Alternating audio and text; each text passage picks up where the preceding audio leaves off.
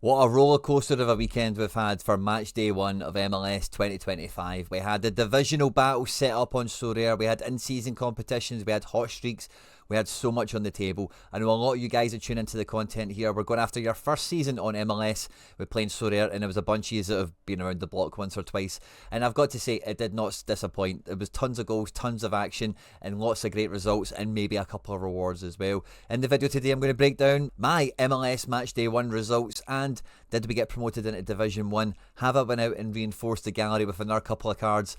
And, you know, what are we going to do ahead of next weekend? At any point in the video today, if you do laugh, you learn, you like something or whatever, please do like and subscribe to the channel for more content like this, of course. And just like the last MLS video, guys, I've got the link to fanatics.com in the description of this video. If you're looking to buy any MLS merch, shirts, hoodies, tops, hats, whatever your bag is, or bags, and then by doing it, by clicking on the link that's in the description of this video and like placing your order directly from doing so, allow cookies and all that kind of stuff. I've never really used the Fanatics affiliate account I've got, so if you do it, please do it all quite directly and quite deliberately. Let me know you've done it as well, of course. Thank you very much to anyone that does do it, because anything that it does generate does support me and all the content here at the channel. And I thank you and Fanatics, of course, for helping us out with that in advance. Thank you if you do so. And get into the comment section in this one and let me know, how did MLS match day one treat you? Was it disappointment? Was it joy? Was it ecstasy? Were you waking up to disappointing scores, or did you go and catch the highlights? And by the way, on that note, we're going live to watch MLS highlights. We're doing replays. We're doing watch-alongs for that on Playback, which is a new kind of streaming app thing. So stay tuned to all my social media stuff. I kind of posted it out everywhere on Monday before we went and done it. We'll do that again next Monday, MLS Mondays as it were. So Playback, you can find the app, you'll find my post, and yeah, make sure to check it out next time, because we went through all the highlights, we've seen all the runners and riders, and maybe that was some of the stuff that informed a wee bit of my decision, some of the market moves that I made in the aftermath of it. But yeah, big intro on this one, but let's just get stuck straight into it. Because if we wind back before the game week, I was telling you, listen, I'm just going to wear my colours on my sleeve. I'm just going to buy a New York City collection again. And I'm just going to play the budget game. Can we get involved in the hot streaks once we've got an in-season goalkeeper? Maybe. Do we care about it right now? No. Will I be upset if we never get access to it? Probably. But from the experience I've had with the whole in-season classic dynamic already in the European setting, in my Celtic collection, which is very collection focused, and in my Champ Euro rare stuff, which is not, there's a lot of collection game aspects to that, don't get me wrong, but that's just more like players I like and clubs I like to follow, and it's more of a kind of joy effort rather than Celtic, which is a passion thing, as it were. But with MLS, it is somewhere in the middle, where I've got this collection that's very centred around, or the strategy is very much centred around that, but I also do have those other cards like Golds and whoever else that aren't part of that collection that can make the bit of a difference. And I was saying, if anyone was going to spoil the party, if there was ever going to be any disruption to the natural order, if there was going to be a result that was going to upset the apple cart, for me it was going to be NYC taking on Miami, just because Miami played midweek. NYC have got a new coach, and you know what it's like with those teams that are just written off. They've just got a funny way of not being written off and coming away with it. It ended up being a 2-week straw. I watched this whole game live, and I really did struggle in the second half to stay awake. There was 11 minutes of added time, but that wasn't too egregious because there was actually so many stoppages in the second half. I was fighting back sleep, shouting at the telly to get on with the game because I'm not going to stay awake much longer. But it was a good game, a good MLS spectacle. You know, it was a good MLS match for what it was. And as you can see here, the way the decisives dropped, these guys were in so many of my lineups that it's hard to imagine that I didn't do well in this one. Even from the bench, seeing Cavallo here getting a clearance off the line is a wee rookie card we might need to watch out for. But otherwise, you know, some good scores, all the rest of it. Messi still did a 91 even without the victory as well. And Oscar Ustari, who we'd mentioned in one of the videos, who's the 39, 40-year-old goalkeeper, former Football Manager wonder kid. My first time ever seeing this guy play actual football, and he was like a real sweeper keeper. It was actually quite noticeable. Maxi Morales tried to catch him off his line as well. Maybe they know each other a little bit, similar generation of player, etc. But this was really good, and a great example of don't write off teams. You just can't. You've got no idea who's going to win, and a big part of the problem a lot of people have with MLS is projecting good defenders and good goalkeepers, maybe more the defenders than the goalkeepers, certainly. And it should serve as a big reminder that you really just want to get your guys, make the best decisions you can, and cross your fingers and watch the football. And for me, NYC delivered in a big way. Genuinely, every decisive was great here. The one mistake I had, but is I did have Burke Risa and Ilinic as my double defence. We were going to go Keaton Parks in midfield and Monsef Bakrar up front. But at the last minute before the deadline show, I got a Hannes Wolf forward card in.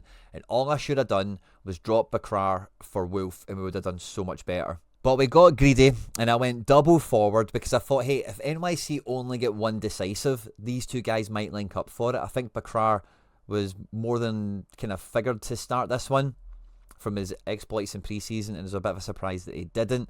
And sadly, in season, we're finishing in the top 55%, which gets you he diddly squat. But had we dropped Bakrar for Burke Risa, including XP bonuses and all the rest, it would have been an extra 32, 33 odd points. If you got to 330 points, which we would have done, then we would have clipped 20 MLS essence just on that one decision, which is an absolute boy-ache. And actually thinking about it right now, I would have happened.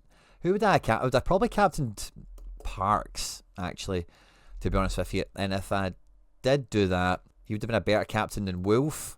And even if I just kept the team without buying Wolf, I'm just realising now, I would have still hit the target. So that last minute purchase in more ways than one actually screwed me over. So pretty gutted about that. But when it came to Classic, the full NYC collection team went out and absolutely smashed it. We finished in the top 15%. And this is something to take into consideration here when it comes to Classic, is I got 34 points across this lineup, which wasn't even that great in terms of their raw score to be multiplied. I got 34 points in XP and collections bonus score on this one. Beautiful team. We've got basically all the decisives that we're going, and we finished in the top 15%. We are going straight to Division 1, but sadly, I don't think we're winning anything else other than that, are we? Oh no, we're getting free essence on top, and as you can see, spoilers, the All-American team, the non-NYCFC lineup, just squeezed in to the top 25%. It is also going straight to Division 1. So I'm going to have two classic Division 1 lineups, which is excellent. I think we're probably going to be in Division 2 for in-season. Yeah, we're promoted, so we'll leave Division 3 as it's displayed here, and we'll go into Division 2, which is good fun. And with limited and whatnot, we'll be in Division 2 limited, which is fine with this freeze. And as you can see, Amundsen got a decisive as well, which was lovely. That was pretty much the size of it. But since this has happened, I did feel that, you know what, I could have had one more rare team out that I would have gave a damn about because of the outfielders that I had, the NYC collection I've got, etc. I could have got one more rare team out that could have been competitive, that really could have done something, potentially gave me another shot, whether that be in season with some of the pieces I'm picking up or classic. And after picking up my second Sean Johnson on Friday on the deadline show, because he gets that second collection bonus in here, so I've got two Sean Johns that'll have high XP. I also pushed the boat out and got myself a 3D Matt Freeze, because this collection has 4% on it, which will be this will make a big difference once he starts to level up a little bit. And now with two freezes and two Sean Johns, that's me get 4 rare keepers ready to roll. I'm very much open to getting another Sean Johnson. Has to be in this exact season, but or I'm not interested. That's it. That's me done with goalkeepers. The only thing I'm then interested in is an in-season freeze. I'm still half open to the thought of a classic Zach Steffen, but that's all for a later day, because on top of having those guys brought in after the deadline, I went and got a Julian Fernandez and an Augustin Ojeda. I FOMO'd into them. I thought I would have still got the box because it was still on Friday, but I missed the time. I didn't get any box. I'm a bit gutted by that. And after watching the highlights, Jayden Nelson was one of the players that impressed me the most out of anyone in MLS at the weekend. And I was so impressed with him before I even knew that he had all of those decisives and his score was 100. I just thought he was brilliant. And I think as a forward card, he's a great sort of prototype of a guy that I like. Very direct, likes to take people on the dribble. And as you can see with the amount of assists that he's captured in match day 1, a guy that will set up teammates. You know, it's not a glory hog necessarily. He's been in Europe for a while. It's not really worked out for him. He's now back in Canada, back in the MLS, formerly of Toronto, now at Vancouver. And I've also got gold, so I do keep up with Vancouver a little bit. And they kind of need a guy like this. Another hero that we mentioned in one of the shows, Pedro Vite, who scored a goal, an absolute banger, for Vancouver. Came in clutch in case any of you's got that. But Jayden Nelson is one of my kind of picks for a guy that I've seen play, is passed the eye test, and I think I'm just going to bring this guy in. I also managed to get a Thiago Martins for 11 quid. I thought that was super cheap at the time. It was just cheap. I'm not that buzzing about getting it because he's very meh, but it just paints him with that NYC collection, and maybe we'll use him at some point, but we'll see. Because Burke Risa did great here, but Burke Risa got a lot of passing stats because Thiago Martins was not playing, and it was Tanasevic, and that Tanasevic is a nightmare. He's absolutely terrible. So Burke Risa might lose a lot of these stats. Maybe the new manager changes it. Maybe one of these defenders is actually really good, so in terms of SO5 profile, etc. So I'm quite happy to have that open. But in terms of budget, road to glory type players that pass the eye test on match day 1, I was super surprised by Henry Kessler. This is a guy that I've been a big fan of. I've owned his super rare twice. He was one of my favourite MLS defenders in terms of not being one of the power players, normally very good on a budget, punches above his weight. And Bruce Arena, who we covered in the MLS Dark Horses video, you know, the American Sir Alex Ferguson type guy, he likened Henry Kessler to Eddie Pope. Eddie Pope was his centre-back, Bruce Arena's centre-back for DC United when they won the CONCACAF Champions League back in 98, 99, whatever it was. He was a huge figure in the national team back then, one of the greatest, you know, American defenders of all time. And Bruce Arena doesn't throw around, you know, praise like that lightly. So when he said Kessler was the best defender he's seen when he was at the Revs, both of them, since Eddie Pope, that's always stuck with me, and I'll never ever forget it. And see, when I was watching the highlights against Colorado, Henry Kessler is in the box for every set piece. Deep free kicks, corners, you name it. He ended up getting a last man tackle in this one. Really solid all around as well. Good tackles, good clearances. And he's just like any other centre-back in a way in the league where he's just fine. You know, he's pretty good. But I haven't seen this guy for the last couple of years. Like, he is one of the better defenders. He's been kind of unlucky with injury and waning fortunes at different clubs and whatever. But if he's going to be genuinely up for every set piece, he's going to be a leader in the team, of course, already as well. He is an MLS Cup winner. At 30 quid, I find him a little bit too expensive. But for any of you guys that are after a defender, Henry Kessler is a great shout. Another player that passed the eye test with flying colours, and I was super tempted to bring in to this road to glory on a bit of a budget to kind of just spice the team up a little bit, was Brian Gutierrez. Again, this is a guy who I owned as number 2 of 10 super rare way back in the day. And this is a card I loved. I played it quite often. I don't know if we can really be bothered to go and look and see what rewards it won me, but this is a guy that I've had belief in ever since I laid eyes on him as a 17-year-old breaking into the team, not getting many minutes. We can't scroll that far back here, but he's improved. He's been doing better. People have been telling me, I've seen some of these highlights last season from when he's done well, that he's growing and becoming a better player all the time. But when I watched these highlights against the Columbus Crew took them apart, right? But Gutierrez and Bamba were linking up brilliantly, and Gutierrez was in the middle. Every time I've watched Chicago with Gutierrez, especially when he was fledgling, when he was first coming into the team, he was played on the wing. And you can see if you ever watch him, you can see his body type. He was a bit thinner. So a guy like him, when they're not carrying much muscle, the wing's a bit of a safer spot for him. But for how creative he is, how good he is with close control, if you can get this guy ticking over in the attacking midfield spot in MLS, he'll be very dangerous. And what a start to the season he's had. Not a super rare, but a rare. I would love to pick one up, but the sort of price he's trapping at the moment for in-season is not quite budget. You know, if it's like 30, 40 quid, I can get behind that. But I think after his first game here, the instant buy price will be hard to pull down. Maybe it will, let's see. But I thought I would share some of those picks with you as well, because I managed to watch all the highlights, get across all the games.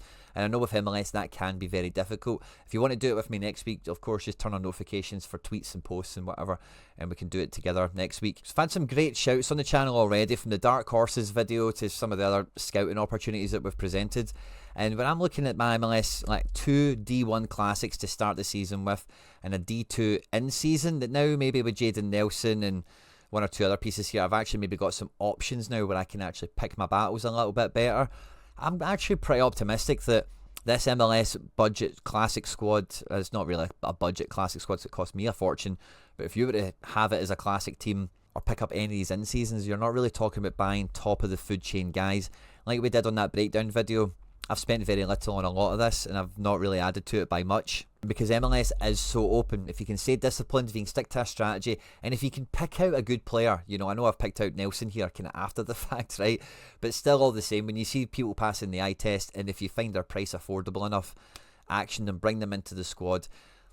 this is lessons that I'm already learning when I'm going through the European season. If I have a wee flip over to La Liga, I've done something similar here and bringing in Joanne Jordan for £9. But when I've been picking this team, like obviously I've got that star Rafinha. Part of the problem I've got has been filling midfield and defence sometimes because I've got two like budget stacks, but sometimes the fixtures don't always pan out well. And really when you're playing the non-top of the food chain game, then you need to have options, you need to have variety so you can cycle through who's in form, who has a good fixture, and you're not just kind of tying your hands together with a couple of selections. The more selections you have, the better. It's obviously a matter of affordability as well, but when I've been adding these guys in, I'm thinking more about it's very nominal, and if I can get a bit of use out of them this season, it's early enough where really the nominal fee attached to these should only be good for washing its face for getting that ROI in. So first game week on the MLS Road to Glory, we're shooting up to D1 in Classic, and you know it was kind of close but no cigar in season. But coming into next game week, it's going to be totally different because we've actually now got 4 goalkeepers to play, and with some of the extra in seasons, I keep forgetting when I go to look at this that because the game week hasn't officially ended, I can't select the teams or whatever yet. But we're going to have a few extra cards to pick from. We're going to have a full extra keeper to select from as well. And between 2 classic squads that will look quite similar to this, and then season squad that might not be quite as NYC focused as this one, with Jaden Nelson coming into it, of course, and Sean Johnson maybe being the goalkeeper. And then some of that underbelly squad that we've got here. Like, I'm really excited, including that limited freeze for 5 lineups to be really punchy, really proactive. And if this is the sort of rate we can pick up essence, you know, between 2 classic teams, one of them bags it, then we'll be crafting in no time. We're going to be picking up a ton of essence. We're going to get 17 rare essence from this game week. Only 3 of that comes from MLS, of course. And I'm now looking at essence again in a totally different way, thinking it might be back for holding time, you know, because between now and the end of the season, because all the essence, you don't have boxes anymore to hold different types of essence back. It's all just going to flood in together. So I don't know whether I want to turn and burn at every opportunity, or if we maybe do the royal flush. What I've been waiting to do with essence is get it to 490, and then at 490 you can craft a 250, a 350, 400, 420. So once you get to 420, we can pull and get 4 cards, 1 down the chain for each of them. I've been looking forward to trying that out. And if we get 4 whatever, then we can do more of them, of course. So if we get to 490, we can max pull as much stuff as possible, which I'd be very much up for. So I might even just save for 490 and try and run the chain down before, like, this is the end of February point of recording. I would be hoping, if we're getting 17 in this game week, can we expect an increase? Can we expect regularity? That's quite hard to determine at this moment, but certainly between the next kind of, let's call it 6 calendar weeks, I'm going to use that as a kind of gauge to see how many essence on average we're catching, and where would it make sense for me to kind of pull the plunger, as it were, and to get crafting. For the FC Barcelona season ticket holders, the channel members, we are going to be crafting on Tuesday night, and we'll have an R card to give away to you guys. We've also already got some giveaways locked and loaded on the channel, so if you've been getting involved in them, stay tuned to see if you've won, of course, or respond to your comments. Check your notifications on YouTube, of course. I'm looking forward to catching the comments on this one to see how you guys got on with match day 1 of MLS. Was it heartbreak? Was it joy? Was it surprise? Did it go to plan? Did the plan fall apart? I can't wait to see how you guys got on. On screen and now some other stuff that I've made the YouTube thinks you might enjoy. Stay out of trouble, and I will catch you on the next one.